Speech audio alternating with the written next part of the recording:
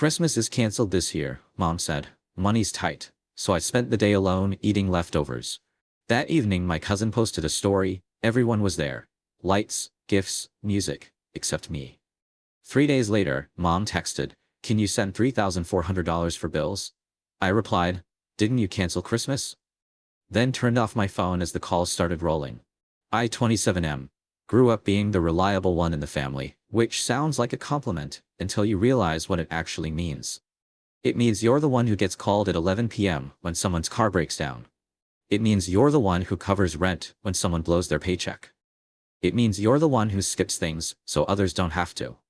I didn't mind it for a long time. I thought that's just what family does. You sacrifice. You show up. You hold things together. And I found mine on Christmas Day, sitting alone in my apartment with a plate of reheated pasta, watching my cousin's Instagram story light up with everything I was told didn't exist this year. Let me back up. I work in logistics. Nothing glamorous, but it pays well. I've been at my company for about 5 years now, worked my way up from warehouse floor to operations management. I'm not rich, but I'm comfortable. I own my truck. I rent a decent apartment. I've got savings. And in my family, that makes me the ATM. My mom has never been great with money. I love her, but that's the truth. She's worked her whole life. Retail, cleaning jobs, front desk at a motel for a while, but she spends like she's trying to fill a hole that money can't fill. New furniture when the old stuff is fine. Brand name everything. Eating out 4 or 5 times a week. Then at the end of the month, she's short. Then who does she call? Me. I've sent her money more times than I can count. A couple hundred here, 500 there. Once I covered almost $2,000 for her car insurance and registration because she let both lapse. She always says she'll pay me back. She never does. I stopped keeping track a while ago because the number was just going to make me angry. I've got a younger brother and an older sister. My brother lives with my mom still and works part-time at a gym. My sister married into a family that's a little better off, so she never gets the calls. It's always me. Every single time. Now, about 3 weeks before Christmas, my mom called me. She sounded stressed, tired. She told me Christmas was going to be low-key this year. She said money was really tight, bills had piled up, and she just couldn't afford to host anything. She said she felt terrible about it, but there wouldn't be a big dinner, no gift exchange, no decorations. She told me to just stay home, relax, and we'd figure something out after the new year. I'd been working overtime for weeks, and the thought of a quiet Christmas didn't bother me. I told her I understood, that it was no big deal, and that we could do something small later. She thanked me and told me I was always the understanding one. That word again. Understanding. Reliable. Flexible. All code for the one we can disappoint without consequences. I didn't buy gifts. I didn't make plans. A couple of friends invited me to their holiday gatherings, but I told them I was going to just take it easy. On Christmas Eve, I picked up some groceries. Nothing fancy. Pasta, bread, a 6-pack. I cooked a small dinner, watched a movie, and went to bed. Christmas morning was quiet. I slept in, made coffee, sat on my couch, and did absolutely nothing for a few hours. It was fine. Peaceful, even. I texted my mom a Merry Christmas around noon. She replied with a heart emoji. I texted my brother. No response. She replied hours later with a generic holiday message. Around 6 in the evening, I was scrolling through my phone and saw it. My cousin posted an Instagram story. A video. My mom's living room, completely transformed. A full Christmas tree with ornaments and lights. Wrapped gifts stacked underneath it. A table covered in food. Turkey, mac and cheese, collard greens, pie, the works. Music playing in the background. People laughing. And there they were. My mom, my brother, my sister, and her husband. My aunt, my uncle, my cousins. Everyone. Every single person in my family was in that room, dressed up, eating, drinking, opening presents. Except me. I watched the story 3 times. I zoomed in on the background. I could see the new curtains my mom must have bought. I could see a stack of gift bags on the kitchen counter. I could see my brother in a new jacket, my sister holding a glass of wine, my mom smiling in the middle of it all, like she was hosting the event of the year. My stomach just dropped. It wasn't anger at first. It was this hollow, sinking feeling, like the ground opened up beneath me and I was just falling. I put my phone down and stared at the wall for a long time. Then the anger came, slow at first, then all at once. She lied to me. She looked me in the face, well, told me over the phone, and lied. Christmas wasn't canceled. It was canceled for me. I was the only one not invited. The one person who'd been holding that family together financially for years was the one they cut out when it was time to celebrate.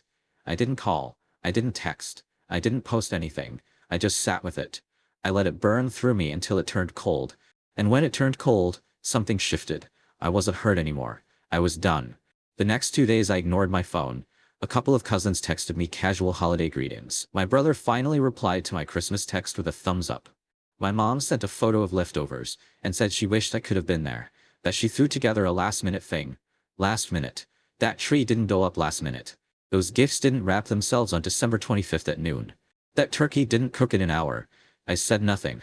Then on December 28th, 3 days after Christmas, I got the text I'd been waiting for without even knowing I was waiting for it.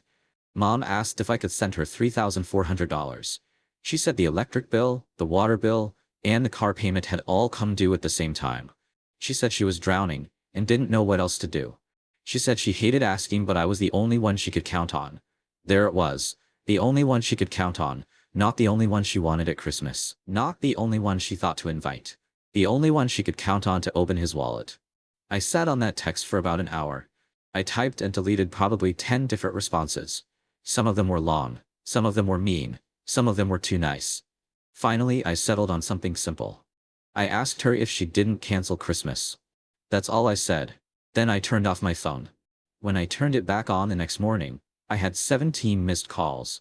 8 from my mom, 3 from my sister, 4 from my brother, 2 from my aunt. I had a wall of texts. My mom saying I was being dramatic, my sister saying I was being selfish and petty, my brother saying I needed to grow up, my aunt saying, family doesn't keep score. Family doesn't keep score. That one almost made me laugh. I didn't reply to any of them, not one. I went to work, I did my job, I went to the gym, I cooked dinner, I lived my life, and for the first time in a long time, I didn't feel guilty about it. Update 1. 1 week later. It's been a week since I turned off my phone that night, and the fallout has been exactly what I expected. My mom went through the full cycle. The first few days it was guilt. She left voicemails saying she didn't mean to leave me out, that it really had been a last-minute thing, and that she just assumed I'd want to rest since I'd been working so much. She said she didn't think I'd even want to come. That one stung a little, I'll admit. Like she'd convinced herself she was doing me a favor by excluding me. Then the guilt turned to anger. She texted me a long message saying I was punishing her over a misunderstanding. She said I was holding money over her head and that no amount of money was worth losing family. She said my dad would have been ashamed of me. That was a low blow. My dad passed when I was 19. He was the only person in that family who never asked me for anything. My sister called me during my lunch break. I actually picked up, not sure why. Maybe I thought she'd be different. She wasn't. She told me I was making mom cry. She told me that I was ruining the family over one dinner. She asked me why I always had to be the victim. I asked her if she knew I wasn't invited. She went quiet for a few seconds. Then she said mom told everyone I was busy and didn't want to come. I told her that was a lie, that mom told me Christmas was canceled because of money. She didn't say anything for a long time. Then she told me I should still send the money, because mom really did need it. My brother texted me a paragraph about how I was always acting like I was better than everyone, just because I had a job and paid my bills. He said I threw money around to make people feel small.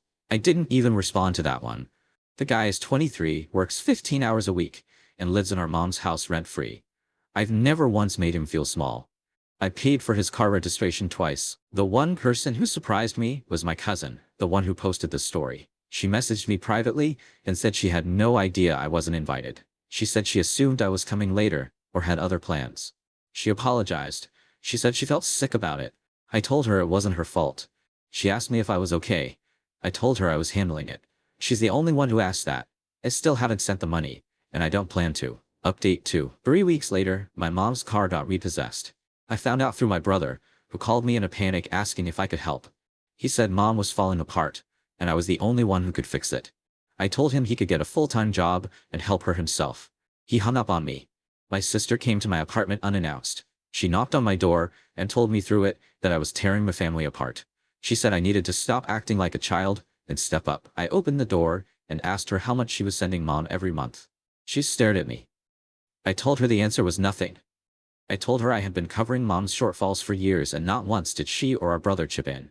I told her the one time I stopped, everything fell apart, and that should tell her something about how this family had been working. She started crying and said I was being cruel. I told her I was being honest and that there was a difference. She left. A few days after that, my aunt called me. She was calmer than the rest of them. She said she understood why I was hurt but that holding grudges would eat me alive. I told her I wasn't holding a grudge. I told her I was setting a boundary. There's a difference. She said family was supposed to help each other. I told her that help was supposed to go both ways, and asked her when was the last time anyone in this family helped me with anything. She just told me to think about it and pray on it. I told her I'd think about it. I didn't tell her I'd already made up my mind. During this time, I did something I should have done years ago. I sat down and added up everything I'd sent my mom over the past 5 years. Bank transfers, Venmo, Cash App, cash I handed her in person. It took me a whole evening. The total came to just over $23,000. $23,000. Money that could have been in my savings. Money that could have gone toward a house. Money that disappeared into a household that couldn't even save me a seat at the Christmas table. I screenshotted every transaction. Every single one. Not because I planned to show anyone. Just because I needed to see it for myself. I needed to know I wasn't crazy. I needed proof that I'd given everything and still been treated like I didn't matter. I haven't spoken to my mom in almost a month now. She still texts me every few days. The tone has shifted again. Now, it's sadness. She tells me she misses me. She tells me she's sorry. She tells me she made a mistake. But she still hasn't actually said what the mistake was. She hasn't said she lied. She hasn't said she deliberately excluded me. She hasn't acknowledged any of it. She just wants things to go back to normal, and normal meant me paying and them taking. 2 months later. I'm writing this because a lot happened in the last few weeks, and I think this is the final chapter. At least, I hope it is. My mom showed up at my apartment. No warning. She knocked and I opened the door because I thought it was my neighbor. She looked thinner, tired. She stood in my doorway and asked if she could come in. I let her in. We sat at my kitchen table and she talked for a long time. She told me she'd been struggling since Dad died. She said she knew she leaned on me too much. She said she didn't invite me to Christmas because she was embarrassed. She said she'd borrowed money from my aunt to put together the dinner and didn't want me to know she'd asked someone else for money after telling me there wasn't any. She said she thought if I came and saw the decorations and the food, I'd know she lied about being broke. So she told me it was canceled to keep me away. I sat there and let her finish. Then I told her everything. I told her about the $23,000. I told her how it felt to see that Instagram story. I told her what it was like sitting alone on Christmas, eating leftover pasta, while my entire family celebrated without me. I told her that being excluded wasn't even the worst part. The worst part was that 3 days later, her first instinct wasn't to apologize or to invite me over for leftovers. It was to ask for money.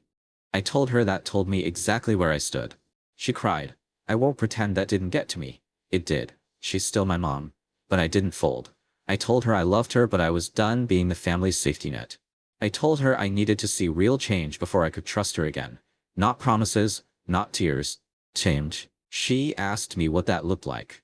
I told her she needed to get on a real budget. I said my brother needed to get a full-time job or start contributing to the household. I told her she needed to stop spending beyond her means and then calling me to close the gap. And I told her the most important thing. She needed to be honest with me. No more lies, no more manipulation, no more telling the family I'm busy, when the truth is, she didn't want me there. She said she understood. She asked if we could start over. I told her we could start slow. She left that night and I sat alone in my apartment again. But this time, it was different. I didn't feel hollow. I didn't feel angry. I just felt clear. My brother got a full-time job at a warehouse 2 weeks after that conversation. I don't know if Mom talked to him or if he figured it out on his own. Either way, it's a start. My sister sent me a long text, apologizing for coming to my apartment and saying what she said. She admitted she'd never thought about how much I'd been carrying. She offered to start splitting any help Mom needed going forward. I told her I appreciated that. My cousin and I have gotten closer through all of this. She checks in on me regularly. She told me I did the right thing, even when it was hard. That meant more than she probably knows. As for my mom, we talk now. Not every day. Not like before. But we talk. She hasn't asked me for money since. She started seeing a financial counselor through a free program at her church. She sold some furniture she didn't need. She's trying. Whether it lasts, I don't know. But she's trying. I'm not going to pretend everything is fixed. It's not. Trust doesn't come back because someone cries and says sorry. It comes back slowly, through consistent action over time. And if it never fully comes back, that's okay too. I've spent my entire adult life being the dependable one. The one who never complains, the one who just handles it. And all it got me was a quiet apartment on Christmas Day and a $3,400 bill for the privilege of being forgotten. I don't regret what I did. Not the silence, not refusing the money, not the boundary. If anything, I regret not doing it sooner. I regret every time I said it's fine when it wasn't. I regret every dollar I set without question. I regret thinking that if I just kept giving, eventually they'd see me. They didn't, not until I stopped. So if you're reading this, and you're the reliable one in your family, the one who always picks up the phone, always opens the wallet, always swallows the hurt, I want you to know something. You're allowed to stop. You're allowed to sit down. You're allowed to say no. And if the whole thing falls apart when you do, that doesn't mean you broke it. It means you were the only thing holding it together. And that was never supposed to be your job alone.